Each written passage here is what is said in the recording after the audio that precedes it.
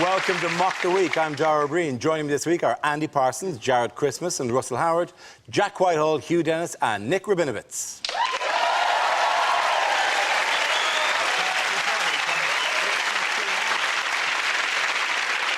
We start with a round called Headliners. Here's a picture of the new government's top brass, but what does CAEB stand for? Is it Cameron and Errand Boy?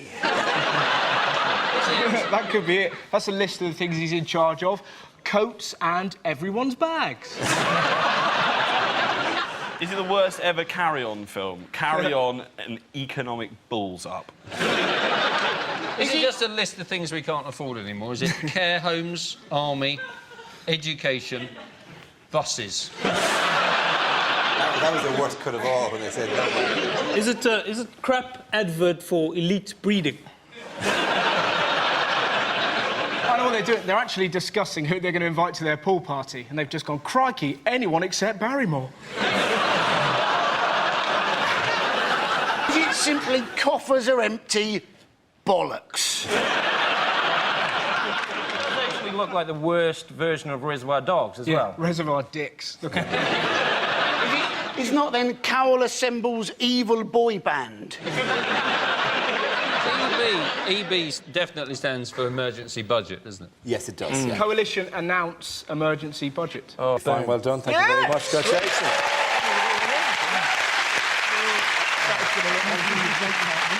Yes, the answer I was looking for was Coalition announces emergency budget. This is a story that Chancellor George Osborne has announced the coalition government's first budget with the biggest package of tax increases and spending cuts in a generation. Osborne's tough budget included a VAT rise to 20% with public spending and welfare cuts to be detailed in the autumn. So what will be the big points of the budget? Well, and everything's gone up. We're cutting stuff. But wow, I love the level of analysis we can bring to this debate. Stuff got cut, other stuff didn't get cut, you know. Ooh, bummer. Sorry. What annoys me, the fact that Osborne and Cameron keep saying, we're in this together, we're all in this together. You're a multi-millionaire, married to a multi-millionaire. We're not all in this together. That's like Vanessa Feltz comforting an anorexic. We're not all in it together. The bankers, they're still getting bonuses. That's like finding out Bin Laden got air miles after 9/11. We're not all in it together.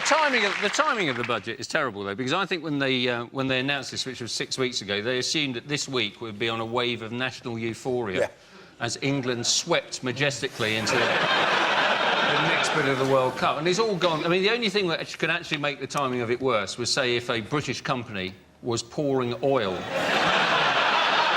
into the Gulf of Mexico. On the timing front, though, why not just hold it one day later? Why not just hold it at 3 o'clock on the Wednesday when the entire... Because then you could bring in anything. Nobody's going to be watching. And meanwhile, on BBC 4, you can watch the budget. Nah. I mean, he could be there going, you know, swinging cuts, usual stuff, fat people into camps. As he could have said. Anything, and before the match was on, and nobody would have seen it, like. I think that's quite a good idea, though, fat people into camps. What a fantastic idea. In fact, let's go a stage further. Let's give homeless people money to knock food out of fat people's hands. One thing they said as well is, like, in these times of austerity, to get through it, everyone's going to have to be very creative. And I've already started thinking like that. You know the way they say there's no such thing as a free meal? I found you go into gastropubs with one of these. That's not always the case. So, bear that in mind. Think outside the box. You can also tell that how bad things are, because I suspect that George Osborne is at that moment saying, look, we've no money, I can't even afford a new briefcase. Why do they hold it up? No one else does that before their day of work. You don't see a butcher holding up a pig before he leaves. Get on board with that, that'd be fantastic. Well, just the pig go like that. He was basically asking the public, where are the cuts going to come? He wanted to know from the public. And you're thinking, he's only been in the job for a month and he's already run out of ideas. You know, it's not our job to tell him how to do his job. That's not why we didn't actually elect him.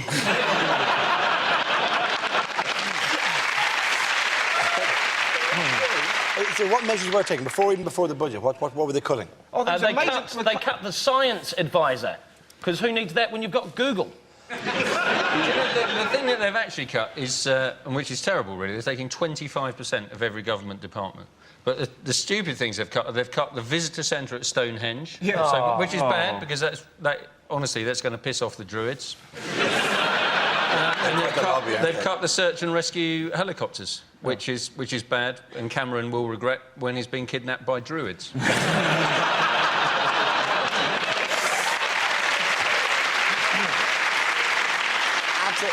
The Stonehenge was going to cost 25 million. I've been to Stonehenge. I've seen Stonehenge. I don't think it really merited a 25 million pound. You can walk it in 3.5 minutes. I think a leaflet would do the job very well. Leaflets are very quick to publish, and they don't cost 25 million. Hand out one of them, you're around 3 minutes, you're back onto the road classing. The visitor centre, they were going to spend 25 million pounds demolishing it and then building another one further away from the stones. Move the stones. You can move them. These days, our technology, you can move them in no time. Get some Welsh dudes with tree trunks and then roll them down the hill. That's what they did in the first place. Can I tell you, our president is a Druid. That Jacob Zuma, is that... He actually made a whole corruption trial disappear before he was elected.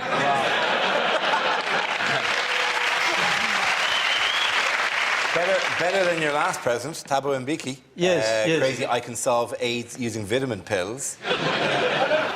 Zuma, you may have heard, is a polygamist. He's married to 3 wives, and he's only going for 13 more.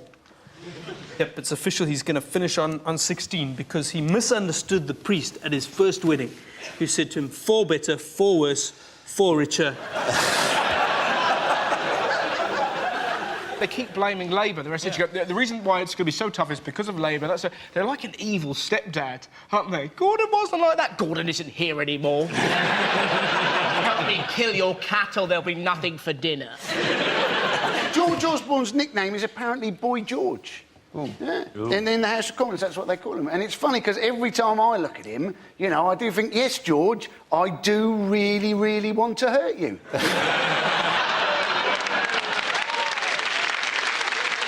The Conservative government, one of their big things was to freeze the civil list and take money away from the royal family. And I thought it was quite, you know, like the Queen said that she's going to have to cut down on her spending, and I thought, boo-hoo. And then I thought, someone needs to tell that woman about cash for gold.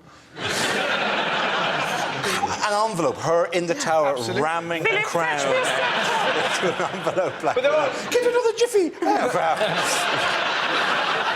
But in other news, what's going on here? This is a pretty bad wife swap for Sarkozy. When I stand up, this is where my head comes to.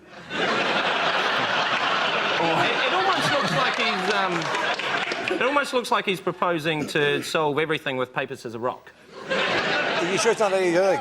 You must be this tall to ride my wife? I think he's saying, can you lend me some money, David? I'm a little short. Is it that Samantha Cameron is with child and Carla Bruni is with a man the size of a child? Sarkozy was over for the 70th anniversary of some broadcast by Charles de Gaulle, wasn't he? Yes, it was, yeah. It said he was over here to discuss the French contribution during the war over lunch. I was like, ha! That'll be a pretty quick lunch.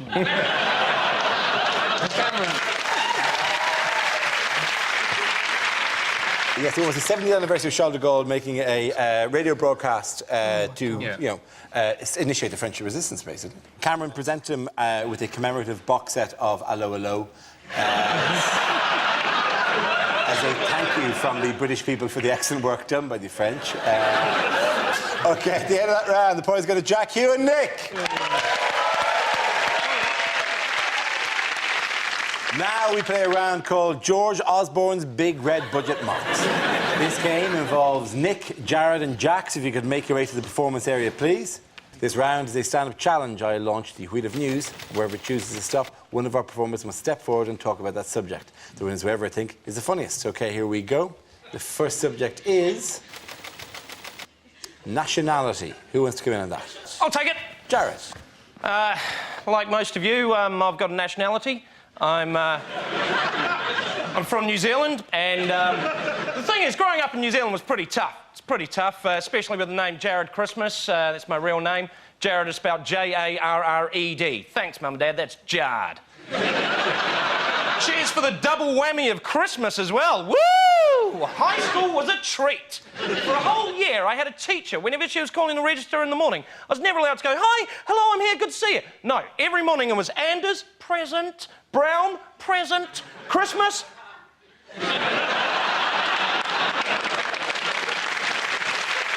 But, I don't want to show off or anything, but I've got an older brother. Thank you.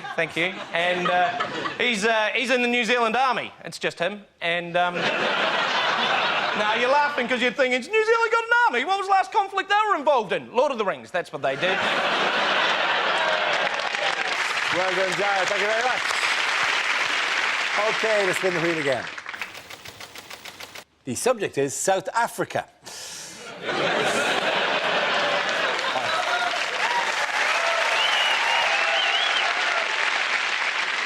We have the dung beetle. Some of you may have seen the dung beetle at the opening ceremony of the World Cup. The dung beetle in the language of Xhosa, which is one of our 11 I actually speak, is Xhosa. It's actually the dung beetle is Xhoxhoxwane. And if you want to say, "I'm fine, thank you," in Xhosa, you say, "Kabakab vinegar." You coming to South Africa, learn that language. It'll open doors for you, like, "Mwah, mwah, mwah." And we've tried the red button to get rid of the BBC commentary in South Africa. This is not a lie. We have to listen to your commentary. And what a lot of people are doing is turning the sound down on the television and putting the radio onto Radio Xhosa, because those commentators are a lot more exciting. I watched England play America.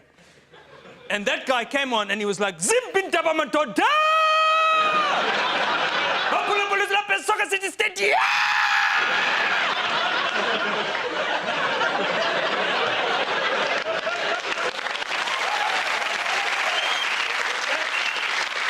That was just the beginning, and then he came on and said, "Some people call him the ref started again. I'm a Lions. But in the USA, Tatibol Steven Gerrard, dangerous Kakulu Stevie G. Oh, Stevie G, look at Rooney. Nangu Rooney. Tatibol USA, Tati Clint Dempsey, Tati shot Robert Green. Oh, Butterfingers. Thank you. Well done, Nick. That leaves us with Jack. Let's see what you've been left with. Let's spin the wheel. OK, it's charity. I find charity quite confusing. I was walking down the street the other day, and one of those women with the blue NSPCC bibs and a bucket and clipboard came up to me. She said, "Do you like kids?" I said, "Surely there's got to be subtler ways of catching sex offenders." But, I do like the people that go and do it, charity work, when they leave school and stuff. The girls that go off and do it for a year, and then they come back and you realise the only reason they've done it is so they can shove it down your throat. Like, "Oh my God, it was so amazing. We went to Tibet. Oh, literally, where to start? Preferably near the end." Oh, no. Me and my friend Viskiri, who's ethnic, by the way, did I mention, and Cassandra, who's properly working class and has a penchant for benefit fraud, well, we just talked around Tibet, smoking the most amazing Thai grass, talking about, 9/11 conspiracy theories and foot massaging lepers, and we found the most wonderful little monastery on the foot of Mount Hitra Pitra Matra Fikatra Atu. And we stayed there for weeks, just helping the orphans. It just makes you think, haven't the orphans suffered enough?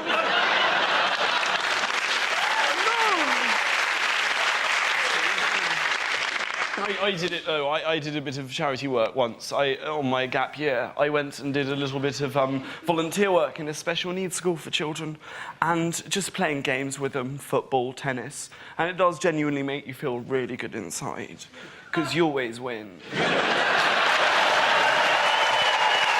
done. At the end of that round, the points go to Nick Rabinowitz.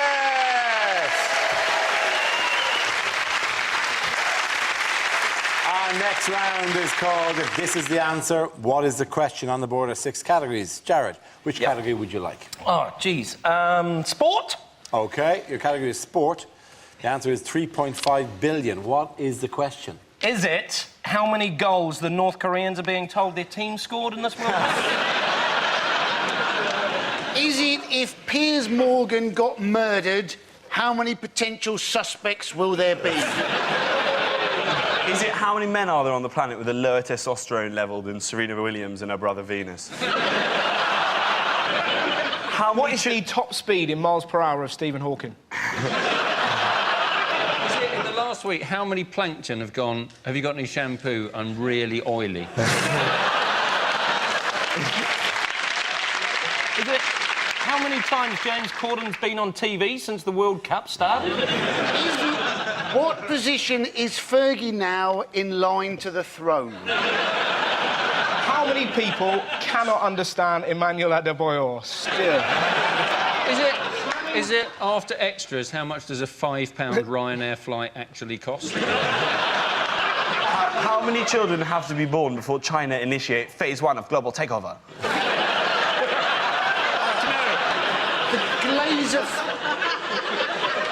The Glazer family have consolidated all their debts into what easy monthly payment?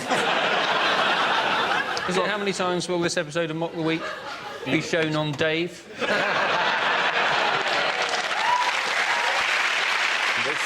Every chance this is one of those times. we're all dead now. We've been dead for years. This is the 5th iteration of The Matrix. Still they show it to placate the batteries. I'm going to have to move to the correct answer. Is it how much the World Cup is going to cost South Africa? That's very right. Well done. Thank you very much, Jack. That's it. Yes, the question I was looking for was, what is the World Cup going to cost South Africa? Yes, that's right, the World Cup in South Africa is going to leave the country with a bill of $3.5 billion. The original estimate had been $300 million, which wouldn't even eventually have covered the cost of rebuilding the Soccer City Stadium, where the final will be held on July the 11th. Now, there's an awkward thing about this, right, because we record this show on a Tuesday, England play on a Wednesday, it goes out on a Thursday, which makes it as difficult, to quite gauge the national mood 2 days in advance. We could get it right, we get it wrong. We're in sort of time paradox here at this stage. There's danger if we incorrectly predict the result and then we're either massively out of step or correct, and it could be like Terminator or something, or Back to the Future, and we will end up accidentally, maybe sleeping with our own grandmothers, or worse yet, going back and finding out that John Terry has already slept with our grandmothers, and it makes it enormously difficult to do. So, within that unusual context, are you happy with how South Africa's been perceived around the world now? Yes, yeah. I mean, I think everybody's taken to the Vuvuzela. 50,000 of them have sold here. Yeah, we love it. We're loving the Vuvuzela. Excuse me. You've played a blinder there, if I can just say on behalf of the world, well done on the Vuvuzela. There are positive aspects. There are. And this is quite interesting, right? Nick, you give it a blow quickly. Hey? The Vuvuzela. Okay. Right, now, Dara sounds like a sickly Lurpak man. Go on.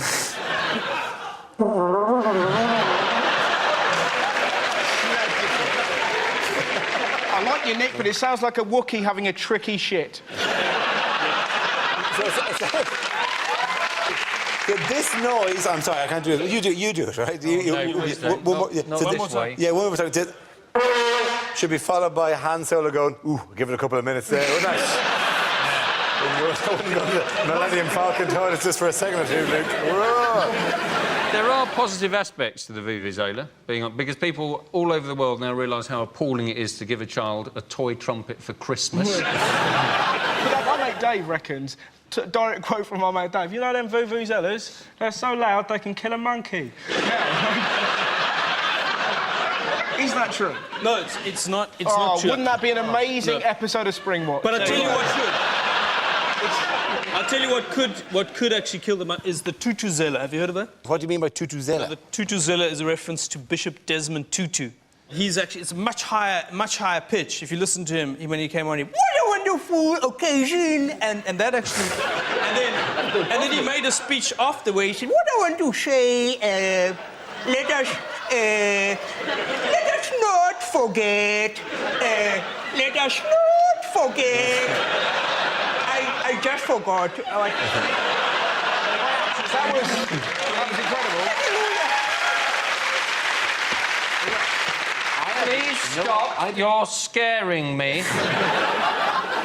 The reason for keeping the vuvuzelas as well is great. South Africans come out like, we're keeping the vuvuzelas because it's South African tradition. It's like, yeah, just because something's a tradition in South Africa, it doesn't necessarily mean it's going to be that popular with the rest of the world. It's actually an ancient South African tradition. Goes back to 74. It's also very confusing to the English upper class because somebody blows it and they go, "Oh, someone's seen a fox."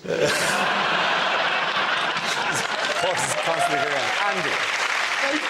They've actually banned the vuvuzela from Wimbledon. And you're thinking, that is the one place where you would love to hear it, wouldn't you? Yeah. Imagine that on match point. It would be absolutely fantastic, wouldn't it? Yeah. You know, it's like, it would be strawberries and cream. There would be uproar. Well, it's Wimbledon. I say uproar. There would be heavy tutting. And some people going, shame. You feel so sorry for Wimbledon in a World Cup year because Wimbledon becomes the ginger stepson, doesn't it? Daddy, notice me, Daddy. Shut up, Wimbledon. Football's sleeping. There you go. My highlight, I enjoyed the opening ceremony. What me and my mate like to do, right, is we always predict who we think is going to be player of the tournament. And I sent him a text that said, my tip is Messi. He sent one back that went, well, stop playing with it then. We had that intruder come into the... Oh, that was exciting. He said that he went in there and told the England team they were disgraced. This is a bloke who was a mortgage advisor who lived in South East London and supported Manchester United. His whole life is a disgrace. I know why everyone's making such a fuss about it. The New Zealand football team's inviting people into the dressing room just to show them the showers and go, look at this, would you even believe we're here? It's like getting upgraded on our flight from economy to business class, man. This is awesome. They're being upgraded possibly into the next round. Yeah. That will also have happened, possibly will have happened at 3 o'clock on Thursday, right? Yeah. But it is a case of they just wore suits to the early qualifiers and somebody mistook them for an international football team. Oh, yeah. You must be in the last 16. Oh, yeah, OK.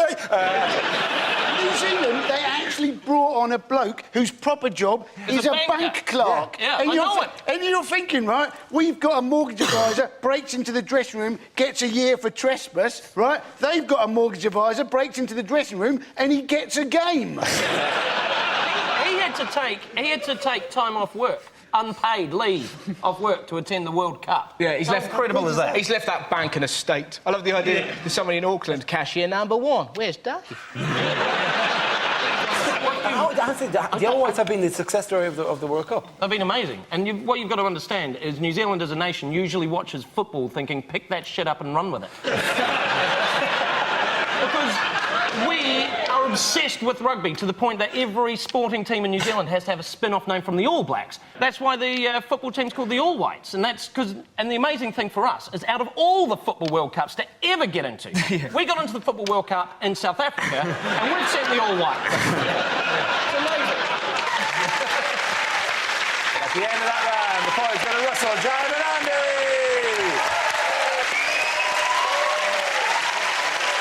Okay, now we come to scenes we'd like to see. So if everyone can make their way over to the performance area, please. I'll read out this week's topics and then we'll see what our panellists can come up with. OK, here we go. The first subject is unlikely lines to read in the Bible. The characters in this book are entirely fictitious.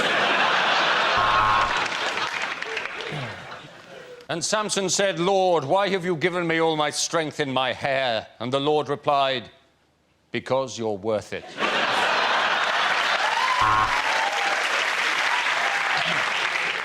Noah noticed that the ark was sinking. He hated woodpeckers.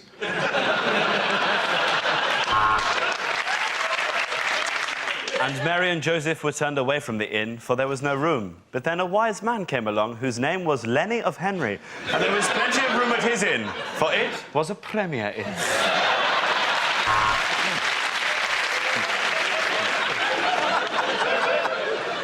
Jesus was born in a stable, so in many years later, when he left the door open and people said, were you born in a barn? He could say, yes, I was actually.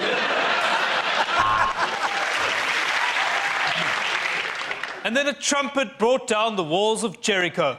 It was Joshua with his bloody vuvuzela! Moses arrived with the commandments. Got some bad news for Dave the ox lover. The Last Supper was a disaster. We're never going to Nando's again, lads. In the courtyard, Jesus came across a man who couldn't walk. "Brother," he said, "have you been involved in an accident that wasn't your fault?" And it rained for 40 days and 40 nights, which was a surprise because the Met Office had predicted a barbecue summer. Adam and Eve had two sons who could not work together. Their names were Lampard and Gerrard.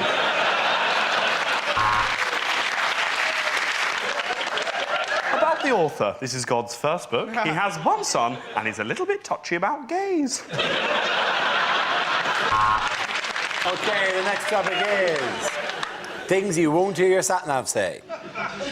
Don't be angry, but while you were getting petrol, I shagged your iPod.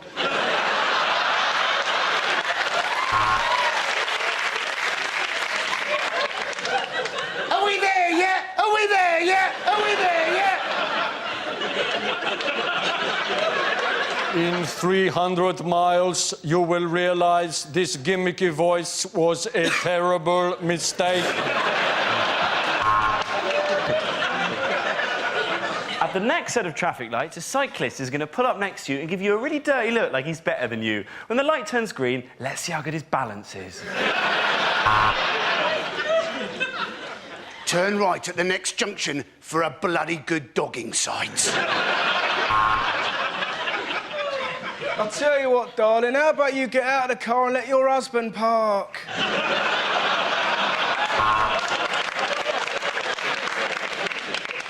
Turn right. Wrong. I didn't say sat-nav says.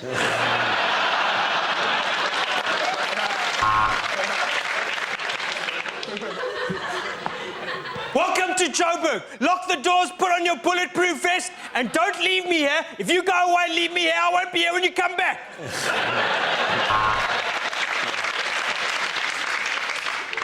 Bear left, and over to the right, squirrel! Oh, you just turned me on.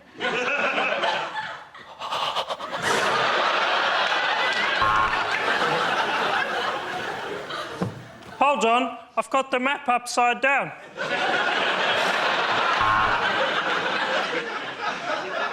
Left. Left. Your girlfriend's left.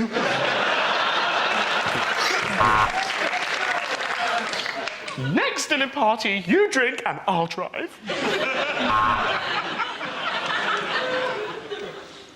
Did you turn the gas off? Did you lock the door? Did you? Did you? I reckon we should go back. I reckon we should go back.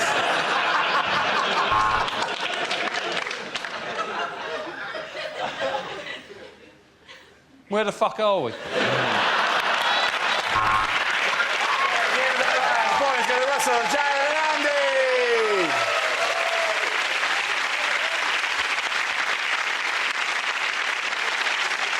And that's the end of the show. This week's winners are Jack Whitehall, Hugh Dennis and Nick Rabinowitz.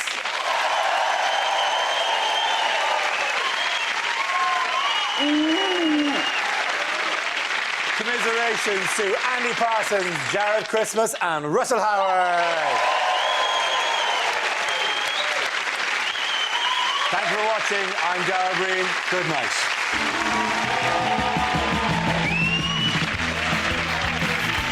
Remembering the King of Pop in a Michael Jackson special on The Culture Show here on BBC Two at 10 to 12 tonight. And there's more comedy on BBC Three now in Lee Nelson's Well Good Show. We've a taster of that coming up.